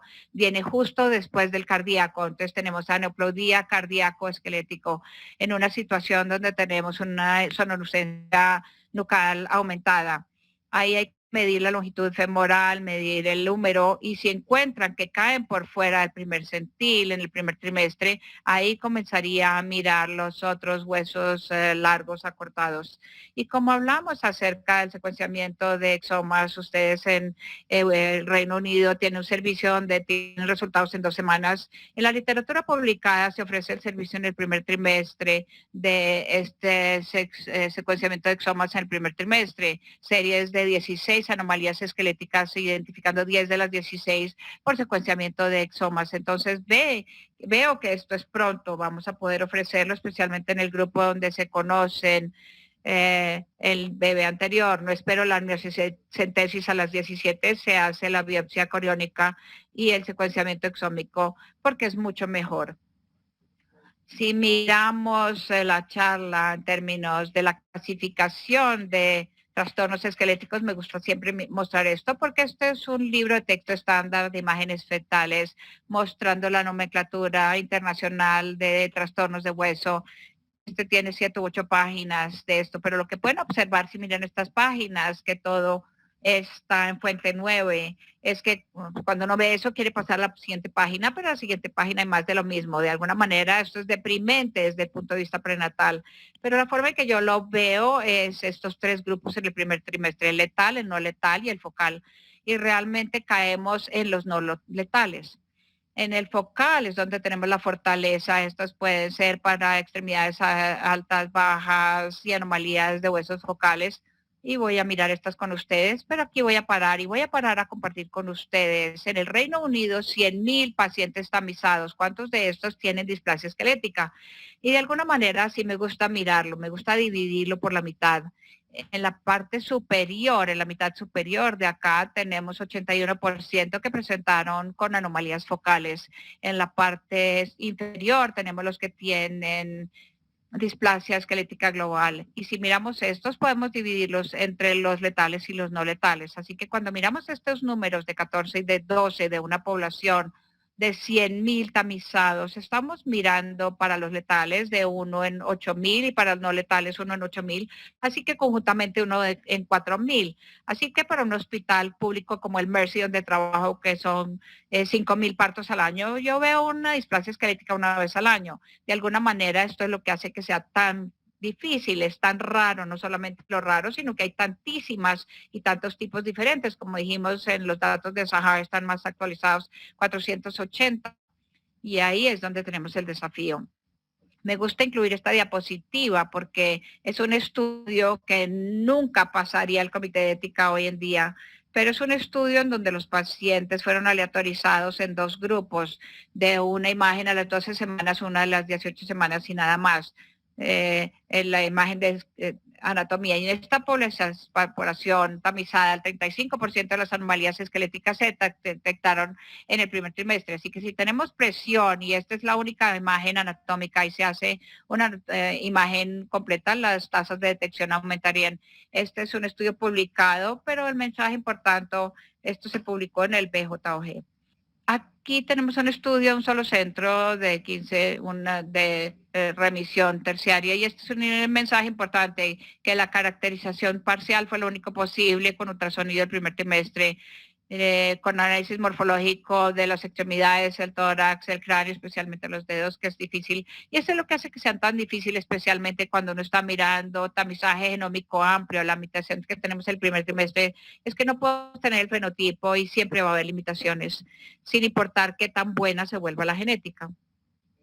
Para las displasias esqueléticas globales, estas han sido escritas, no voy a entrar en esto. Lo que sí voy a decir es que es mirar una translucencia nucal aumentada, hidrops o un ductus venoso anormal. Estos son marcadores indirectos para estos tres. Si se ven estas, hay que empezar a mirar los huesos largos, cortos, y en algunos se puede ver arqueamiento de las fracturas en el primer trimestre. Estas a menudo se pueden identificar y son los marcadores descritos en el segundo trimestre. Si quieren un cuadro para biometría en el primer trimestre de embarazo, este seguramente es el que yo utilizaría. Hay otros cuadros que se han descrito más recientemente, pero este es uno de los primeros cuadros que miran a 10 a 14 semanas de fémur y de húmero. Y si lo miran ahí, a estas 13 semanas de gestación, estamos mirando más o menos la media de 8 o 9. Si llegamos al quinto centil tenemos 7 milímetros más o menos. Tengan esto en mente, el tamizaje de rutina, pero la mayor parte se encuentran más o menos alrededor de 1 centímetro. Si van a trabajar mañana en la mañana, en la esquina de la izquierda superior, lo que los marca aquí es la sonolucencia nucal aumentada, pero también ven que la proporción, el tamaño de las extremidades al torso del feto está reducido. Y si eso no los sorprende, si rutinariamente van a medir los huesos de las extremidades, el húmero o medir el fémur, para reconocer que ese fémur es mucho más corto de lo que debería ser. Esta es la longitud normal de un fémur en esta edad de gestación, más o menos 9 milímetros a las 13 semanas, y de manera similar si miramos el radio, tanto el radio como el húmero están por debajo del primer centil. De manera similar, si miramos el fémur, tenemos un fémur de 6 milímetros, pero cuando miramos esta imagen, si ampliamos la imagen de la cadera, vemos la proporción del hueso largo por dentro del muslo y esa debería ser la longitud. Recuerden que esta es una imagen intravaginal, así debería ser el tamaño de un hueso dentro de este muslo. lo que se preguntó antes en términos de medir los huesos largos. Idealmente queremos que el hueso largo esté perpendicular al haz y queremos aumentar el rango dinámico para que el sombreado dé la medida precisa. Aquí tenemos precisión para la medida. En segundo lugar, aquí tenemos el edema nucal, pero cuando bajamos a mirar el fémur, podemos ver que el fémur mide 2.6 milímetros. De alguna manera, no hay que medir ni siquiera porque nos sorprende. Van a ver aquí, si están mirando de un lado para el otro a través del abdomen, también tenemos un falocele. Pero esta es la longitud aquí del muslo y la longitud del hueso y del fémur debería ser aproximada y de manera similar. Voy a seguir. Sigamos a la siguiente diapositiva. Esta es ligeramente más sutil. Aquí vemos la sonolucencia nucal. Cuando bajamos aquí vemos que hay talipes bilateral y si llegamos a los huesos largos podemos ver tanto en la parte baja, la pierna y el fémur que vemos acortado, pero esto puede requerir medida física, pero si miramos del lado de acá, aquí tenemos la longitud del muslo y esperaríamos que el fémur, como digo, para la mayor parte de esto es subjetivo, pero mira la longitud femoral que está por debajo del primer centil. Aquí tenemos la evaluación de 3D, para esta evaluación en 3D, aquí tenemos el brazo, pero el antebrazo está cortado. Pueden verlo más sencillamente en 3D cuando se compara con la evaluación en 2D. Aquí tenemos un acortamiento muy fuerte de las extremidades superiores e inferiores en reconstrucción de 3D, un feto con edema nucal significativo, pero en su mayoría es un diagnóstico en 2D y no en 3D. Si seguimos ahora anomalías aisladas en el primer trimestre de embarazo, la polidactilia seguramente sería una de las más comunes en esta genética compleja detrás de la polidactilia, más allá del alcance de esta charla de 30 minutos, pero para la mayor parte de la polidactilia es una malformación hereditaria. Sé que se asocia con la esquelética, pero esto es raro y la polidactilia es común. Es un hallazgo benigno o una asociación con la trisomía 13, pero vemos polidactilia y ahí podríamos mirar la sospecha con respecto a la displasia esquelética, pero para nosotros la mayor parte del tiempo cuando vemos polidactilia es en el entorno de las trisomías y si no hay señal de trisomía, lo siguiente que hay que mirar es este dedo adicional cuando vemos que flota a lo largo de la mano con palpo manual, ahí vemos que no hay tono y se vuelve relevante al aconsejar al paciente porque esto puede cortarse después del parto. Contra este caso donde podemos ver que hay 2 falanges en el dígito adicional en este feto con polidactilia postaxial al abajo, en el medio aquí abajo tenemos un dígito adicional con 2 falanges, pero está flotando libremente. Así que puede haber una gran variación en cuanto a cómo puede aparecer la polidactilia. Las que me preocupan un poco más es cuando tenemos un dígito completo que parece parte de la mano con su propia fundido. Esta es una polisindactilia, no es un dígito independiente aislado que está fundido y cada vez que veo sindactilia aumenta mi índice de sospecha con respecto a síndromes genéticos. Ocasionalmente vemos polidactilia unilateral. Esta mano de aquí tiene un conteo normal en el primer trimestre a diferencia del segundo trimestre. Aquí podemos tener todos los dígitos en vista con los transductores actuales. En esta podemos ver que hay un dígito adicional que cuelga al lado de la mano. Y este es un caso desafiante y yo no estaba esperando mucho, pero cuando pasamos a examinar el resto del feto no había ninguna anomalía mayor. Pero mirándolo acá podemos ver que había un sistema doble de un lado en 3D con BCI en una reconstrucción con un riñón normal en el lado opuesto. Y aquí tenemos una imagen en 3D mostrando la polidactilia. Lo que me sorprendió, y esto fue una biopsia coriónica con trisomía 13, una cara normal, cerebro normal, corazón normal. La clave aquí fue la polidactilia y el sistema duplex. Voy a pasar esto por tiempo, pero quiero hacer el punto que comparando el transabdominal con la calidad de la imagen es que no permite la resolución, poder ver los dígitos. Aquí pueden ver que es un caso nuevo, pero miren cuando hay una imagen transvaginal mirando el dígito, aquí tenemos el pulgar y podemos contar los dedos. Entonces es mucho más claro en el sentido de la tasa de detección de polidactilia es mucho más alta con la imagen transvaginal comparado con la transabdominal. Aquí pueden ver, difícil de ver con una imagen transabdominal aquí tenemos sonolucencia delgada, pero cuando vamos una transvaginal, aquí podemos ver el dedo adicional colgando del lado y podemos ver un feto con polidactilia. Es mucho más fácil de ver y con la palpada manual, aumentando el rango, podemos ver que es un dígito que flota libremente.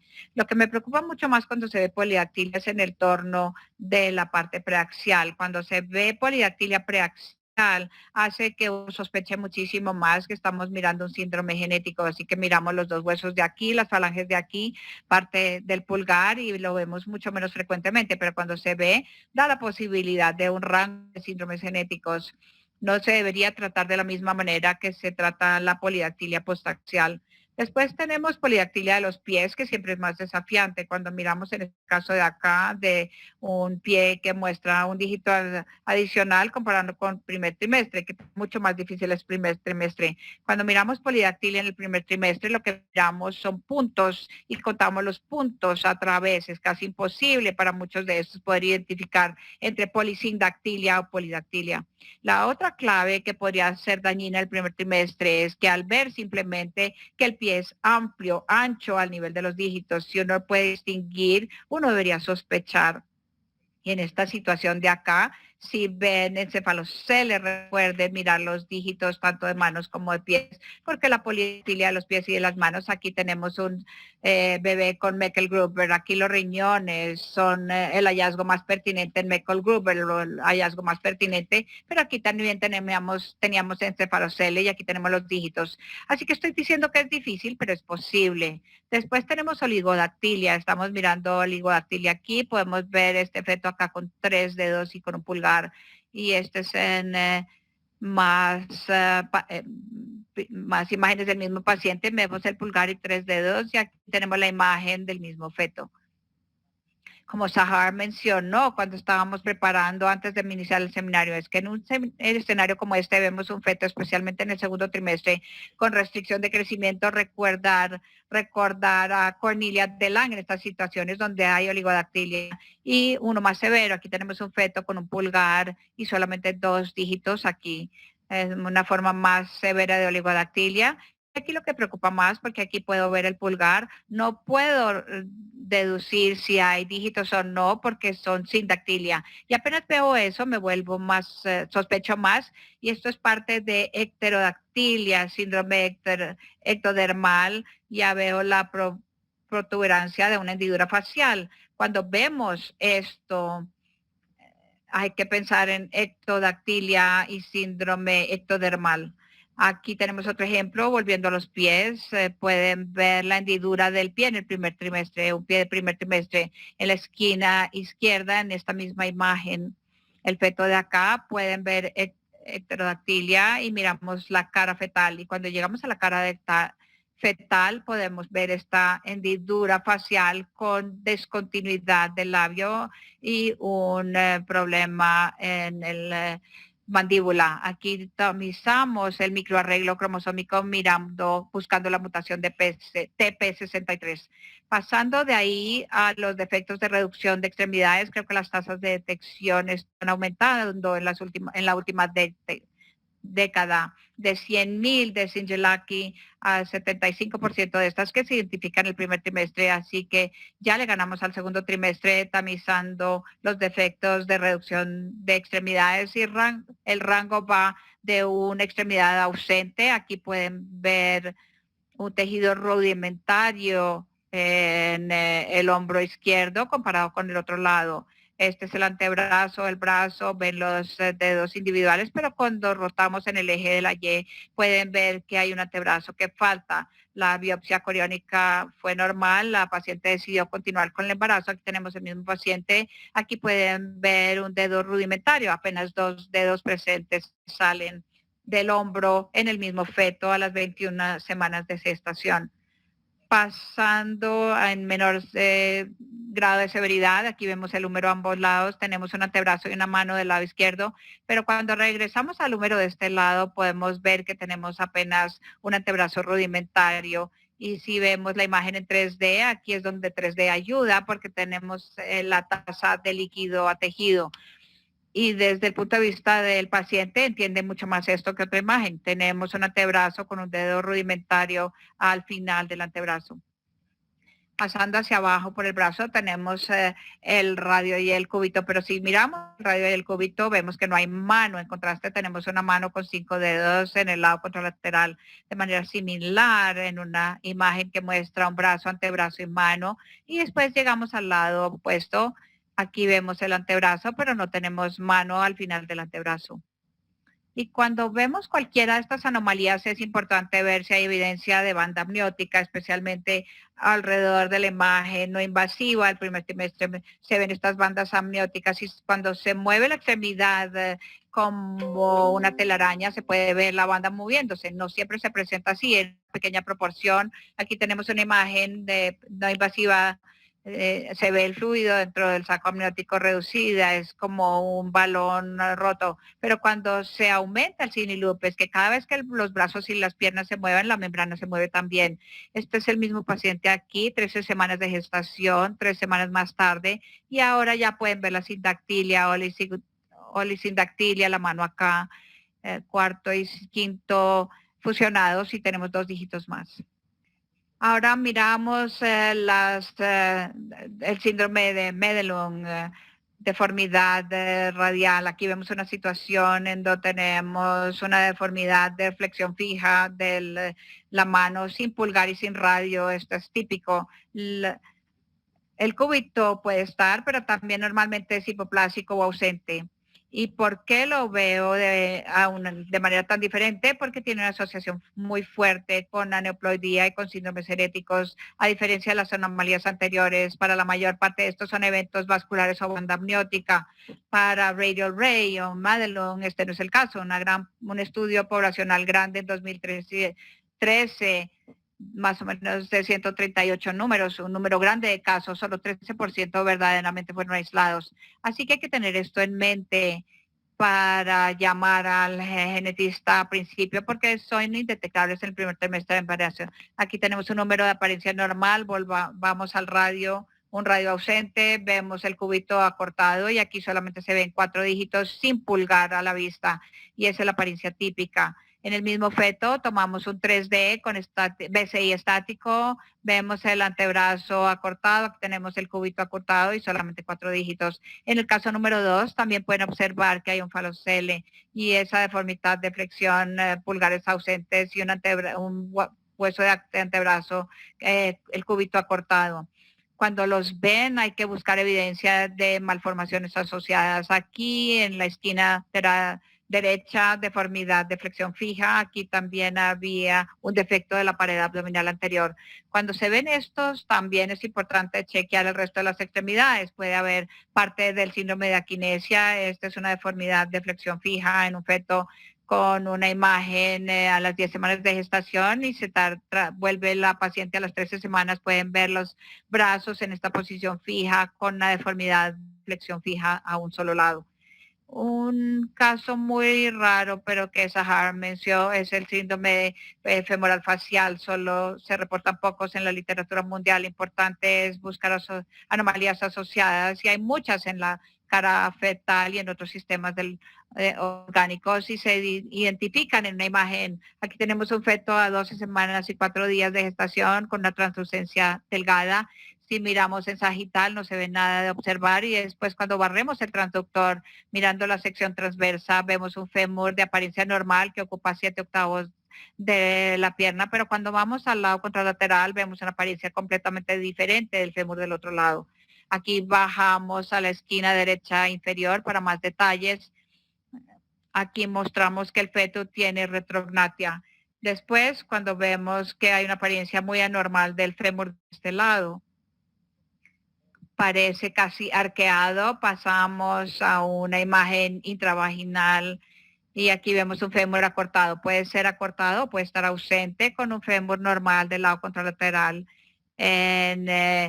con retrognatia. Y si miran que la retrognatia estaba presente en 65% de estos y un fémur hipoplásico en el 78%, con agenesia solamente en el 12%. Se ve esa combinación.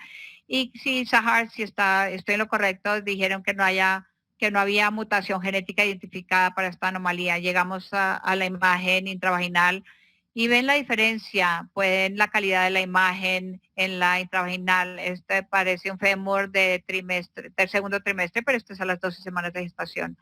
Pasando, quiero mirar mi reloj, y siguiendo al pie equinovaro, y me sorprendió de alguna manera en los 100.000 pacientes tamizados de Shinjelaki, 93 casos de pie equinovaro, una anomalía común, pero una tasa de detección de solamente 5% del primer trimestre. Y no estoy seguro de si el pie equinovaro no es evidente en el primer trimestre de embarazo o si es una situación donde hay reticencia a llamarlo pie equinovaro en el primer trimestre porque es siempre la preocupación de los falsos positivos en el primer trimestre que todos conocemos, o si sencillamente es que en la población tamizada no hubo sonografía intravaginal, o si en la población tamizada la tasa de detección fue tan baja, porque sabemos que el pie equinovaro es posible identificar en el primer trimestre, pero hay que ser muy cautos. Hay una revisión muy buena de todo lo que uno quisiera saber acerca del pie equinovaro que salió el año pasado, pero Aris también publicó en el White Journal un metaanálisis sobre pie equinovaro, teniendo en mente que muchos de estos se revisan después del nacimiento, algunos son más complejos, otros más sencillos, pero hay asociación con aneuploidía. Si vemos un pie equinovaro convincente del primer trimestre del embarazo, si es necesario, hay que repetir el examen para confirmar que no es una variante de posición y que hay razón para pensar en la era de microarreglo, ofrecer un microarreglo cromosómico. Aquí en la esquina de la derecha hay una sonolucencia delgada. Abajo vemos que sobresale el pie equinovaro y es indiscutible, se ve exactamente como el segundo trimestre y se puede pasar a 3D para mostrarlo, pero me voy a saltar por falta de tiempo. De manera similar, aquí sale el pie equinovaro con un tomahawk, casi como el equivalente del radial ray, pero el equivalente es normal, y aquí lo vemos en el primer trimestre del embarazo. Cada vez que se ve, por supuesto, uno va directamente al cerebro, pero el primer problema con el primer trimestre es que el cuerpo calloso no está formado a las 12 o 13 semanas de gestación, pero por lo menos se puede obtener algo de detalle. Pero este siguiente sistema de órganos, después de observar el sistema esquelético por las displasias esqueléticas. Después tenemos los síndromes de aquinasia. Aquí tenemos un feto con deformidad de flexión fija. Aquí tenemos un feto en posición de Buda, donde las piernas no se movían, y el feto de hecho no se movió durante la duración del examen. Había deformidad de flexión fija en la mano, edema nucal, todas características mostradas, estos a las 10 semanas de gestación. Después tenemos las anomalías de columna, y para las anomalías de columnas conocemos espina bífida, no la voy a cubrir, pero sí voy a hablar acerca de cirenomielia y hemivértebra. Si miramos en los 100.000 pacientes tamizados, ninguno se identificó en el primer trimestre de embarazo. Y seguramente se relaciona con qué tanto detalle se le meta al protocolo de qué tanto mira uno en términos de buscar anomalías de la columna en el primer trimestre de embarazo. Si de manera rutinaria miramos los cuerpos vertebrales, una forma de mirar la columna es dividirla en dos. Esencialmente uno lo que mira son los bloques, y los bloques son las vértebras y los planos coronales de las apófisis transversas. Si miramos esto en 2D y buscamos un bloque faltante con una columna inclinada, aquí tenemos 12 semanas y un día mostrando esa inclinación con hemivértebra. También hay agenesia sacral. Si miramos la base de la columna, no hay osificación. Aquí la cresta ilíaca no se alcanza a ver en el primer trimestre. O podrían ver que hay una inclinación en la columna torácica. Si lo ven alguna vez, o más a menudo si lo ven, va a ser en el entorno de onfalocele con una inclinación torácica, pero si se ve como hallazgo aislado, hay que considerar hemivértebra. Y a lo siguiente que pasa uno es a las extremidades y el corazón para ver si hay váter o vateral. Y en la agenesia sacral, si ven que el torso se ve aproximadamente el mismo tamaño que la cabeza del feto, esa va a ser otra de las ideas para agenesia sacral. Esto se ve en diabéticos que dependen de insulina, y voy a terminar con el último caso, la cirenomielia, que se identifica en el primer trimestre. Estas anomalías tan raras, siempre hay clasificaciones muy detalladas y pueden incluso ver una de estas en la vida. Y si lo ven, hay muy pocos sobrevivientes con cirenomielia en la literatura mundial. Esta es una de las sobrevivientes, es una historia de vida documentada de estos niños y esencialmente hay muchísimos que nacen sin intestino, sin recto, sin tracto urinario inferior. Y este es uno de estos milagros, algunos de los que los logró, y recientemente publicamos en abril de este año un estudio multicéntrico de mi amigo Waldo Sepúlveda, Andrea Va y Pilar. En muchos centros miramos todos los casos de sirinomielia y miramos un quiste abdominal que fue uno de los hallazgos importantes. Y una cosa que asombra cuando uno mira el abdomen es un quiste abdominal central, porque viendo estos fémures fusionados o estos mulos fusionados podría ser difícil en un paciente con una masa corporal alta. Se pueden ver dos pies separados, pero normalmente hay un solo pie o no hay pies y ninguno estaba asociado con anomalías cromosómicas, pero son muy, muy raros. Y mirándolo acá, si en este caso de aquí tenemos extremidades inferiores fundidas, fusionadas, pero aquí se ve solamente un pie en vez de ser 4 huesos. Aquí tenemos solo 2 en las extremidades inferiores. Aquí tenemos el mismo caso.